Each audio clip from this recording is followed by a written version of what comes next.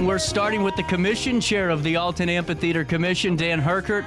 July the 3rd is already here. Today's the first day of July, and we already had some life starting on the Riverfront, and now we're getting into the full groove of things. How are we doing this morning, man? We're feeling good. It's good to be back. It's good to be finalizing everything for the rest of the summer, and this morning, we've got big news. We're announcing the lineup for the Wine and Jazz Festival for 2024. It's on August 31st. Tickets go on sale today at 10 a.m. On MetroTix.com and at MetroTix outlets. Well, and this is really exciting because I bragged about it for years now about what I really feel about the Jazz and Wine event. And what I think's great is the fact that you guys in the last couple of years have turned an amphitheater, an outdoor venue, and transformed it almost into a VIP nightclub on stage. Well, we have. This will be the third year we've used that jazz bistro setup, and it's been extremely popular. It continues to grow. It sells out on stage every year, and people have been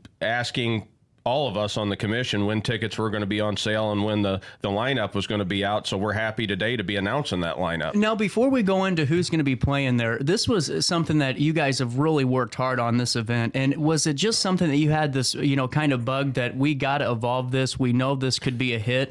Well, it was a matter of trial and error. The first year we did it at the amphitheater. We've learned from it. The second year, because of rain, we worked with Argosy and had to move it within days indoor at Argosy, and they were a great partner with us. And then we went back to the amphitheater, and we've continued to fine-tune it, and we think we've really hit on something, and we've really, really been impressed with the growth for the last couple of years. 100%. And now let's find out who's playing. Well, this year, like the past few years, we're going to open up with the Alton Jazz Confluence, featuring some of our up-and-coming Alton and Godfrey student musicians. We've been thrilled to have them. They've been a huge hit the last few years, and we like to joke that some of these young people are going to be headlining this event in the future. Well, and on top of that too, Dan, I knew some of the kids just from coaching soccer the last couple of years that were a part of the group, last year and years prior, and these are student leaders. I mean, they're going to medical school. They're really going to be the up-and-coming, prospects from our region all throughout the country. They're some of the best and brightest our community, Alton, Godfrey, have to put out there, and we're just thrilled to have them back. They've become a fixture with this event, and I hope it's a relationship that continues far into the future. Me too, man, and I'm right there with you. Now, after that, how many musicians do you have lined up following them? Well, following the Alton Jazz Confluence, we're going to have Left of West. They're a group that blends funk, rock, jazz, and blues and creates a unique sound that's both energetic and soulful. Wow. Their music's been influenced by a wide range of artists. We think they'll be a nice addition to this event, kind of the midpoint of the event before we get to the headliner. We're excited to see what they bring to the table. That sounds actually really cool. Is this the first time they've appeared? This will be the first time they've been at the Jazz and Wine Festival. We've looked at some of their previous performances, and we think they're going to be a great fit for us. Well, just hearing some of the sounds that you're talking about, that's pretty impressive to take a combination of them all and meld it. Well, we try. Jazz is such a broad range of music. We try every year to have different aspects of jazz on the stage, and we think this is another great group that's going to bring a wide range of music to the stage. Wonderful. And then after that, who's playing? Well, the headliner this year is a personal favorite of mine. He's a well-known St. Louis musician. He has performed at the Wine and Jazz Festival, but not as the headliner. This year he's headlining. It's Jim Manley from St. Louis, one of the great trumpet players across the country. I've followed Jim and kind of known Jim for a long time, pretty much own everything that he's ever recorded, but Jim is a well-known St. Louis fixture, and we're thrilled that we could get him as the headliner this year because we've tried to keep him involved, and it hasn't worked out the last couple of years. Well, and honestly, Dan, when you said that, I know just from my experience with Jim was with Ray Hartman's show doing the music hour, and just the music he provides is just something out of this world. I mean, to have him in our region is truly a treat. Well, it is, and anybody that knows anything about music in this region has heard of Jim Manley at a bare minimum. I mean, Jim's done over 10,000 nights of live performances. He's over at Jazz at the Bistro, Evangeline's. He's playing constantly. He's recorded multiple albums.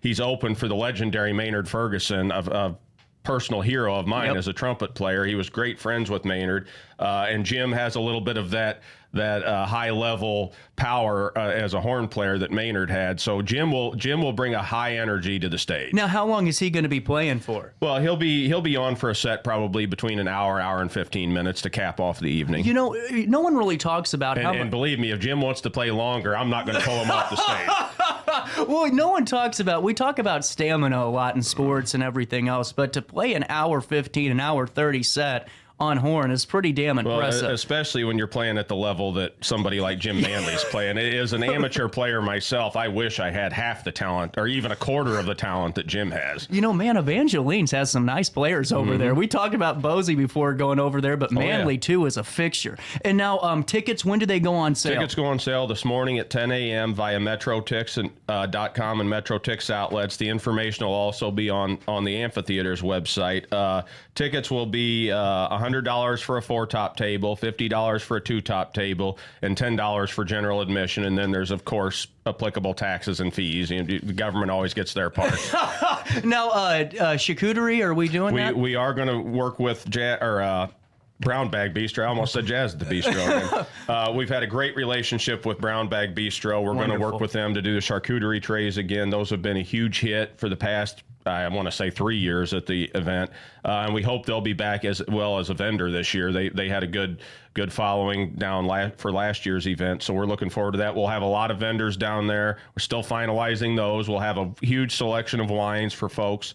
And we're hoping it just continues to grow like it did last year. Well, and what I think's amazing is, what date is this again? I forgot to ask you. This is August 31st this year. Well, and that's really a nice time because that's right when the front starts to come in and that weather starts to cool off a little bit. Let's hope, knock on wood. Last year we got very lucky. We had a gorgeous evening with perfect weather. The stage was completely sold out, and we had a very large general admission people that came and just sat out in the general admission seating out on the lawn last year. Well, and now with the 4-top table, does that come with a charcuterie tray, or is that an additional purchase? That's an additional purchase. But still, I mean, $25 really for a ticket for a 4-top is what it breaks down to. For an intimate seating around the stage, as well as basically 3 hours of music. So you're getting a pretty good deal compared to anywhere else in the region for a night of great music. Well, and honestly, Dan, a lot of opportunities like this aren't available anymore. It's hard to find good jazz. It's hard to find good even blues. You really have to seek it out.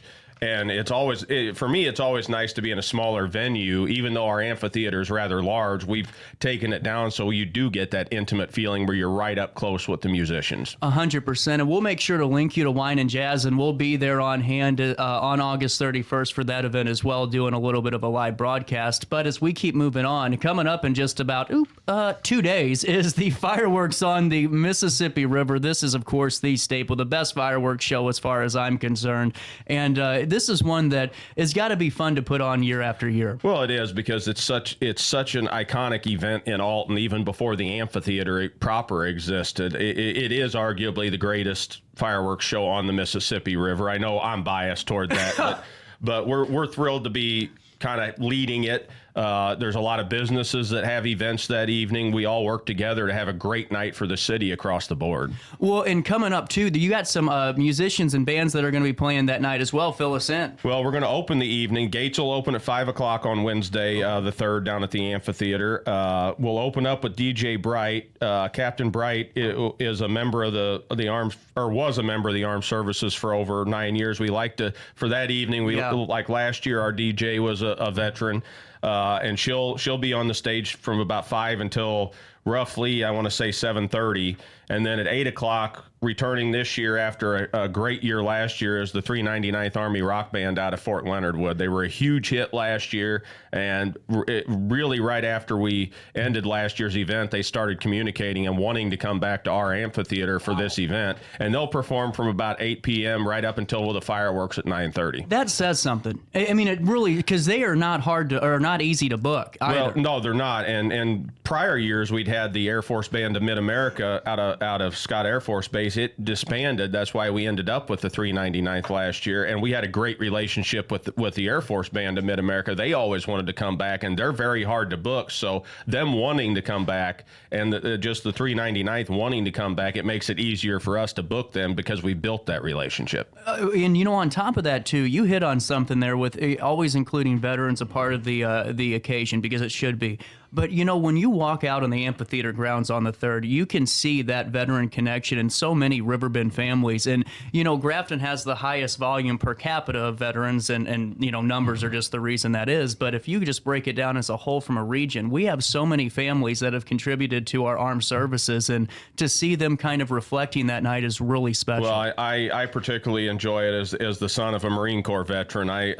That it holds a special place for me. So I'm always glad when we can include either current service members or veterans, especially in a patriotic evening like, well, July 4th, but we do ours on July 3rd. Well, and I like that you do it on July 3rd because it's been that way, and it just helps with, I think, so much scheduling for families. Well, it's been great that all the cities in the Riverbend have worked together to get their nights panned out, so we're not all competing against one another. 100%. And that way people can, if they want to celebrate the 4th, my favorite holiday of the year, you've got multiple nights and multiple events to do so. 100%. And now as we're getting to food vendors, because they're always on hand, who are we going to be serving food Well, up? This year I definitely want to give a shout out to the food vendors that are going to be at Fireworks on the Mississippi. We've got our standard bearer, Pig on a Wing, who's been with us for 10 years, and we absolutely love them. We've also got Load It Your Way, Red Apron, Twist of Soul, Quick Bite Frozen Treats, Kona Ice, and the Amphitheater Commission are going to bring back our funnel cakes this year. Nice. And what I think's cool about all of these events is that there's always something for everybody. You know, you can go with the family and find something that interests you. Well, this event is great because you have other businesses along Broadway that have events, so people can make a round through the entire city and hit all of the events. We're not trying to compete against one another. We're all trying to work together, so it's nice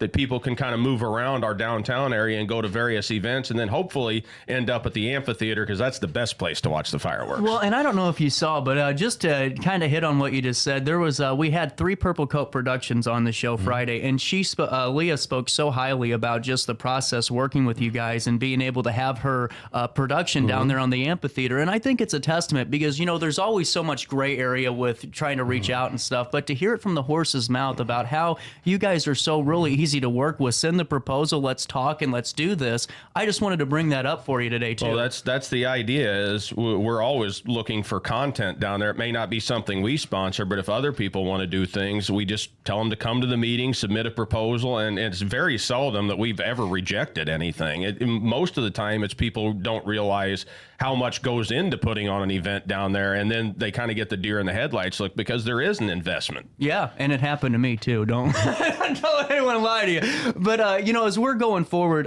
there's so many other events happening down on the riverfront. But what, just for some FAQs for the fireworks on the Mississippi, because it's such a anticipated event and such a trafficked one, is there any suggestions you could give to some folks out there of when to get to the amphitheater? Maybe some parking logistics. There's plenty of parking down there. There'll be the Henry Street lot. There'll be the lot on the Argosy side. We have the great pedestrian bridge. It's easy to park up on 3rd Street and Broadway and walk over to the amphitheater.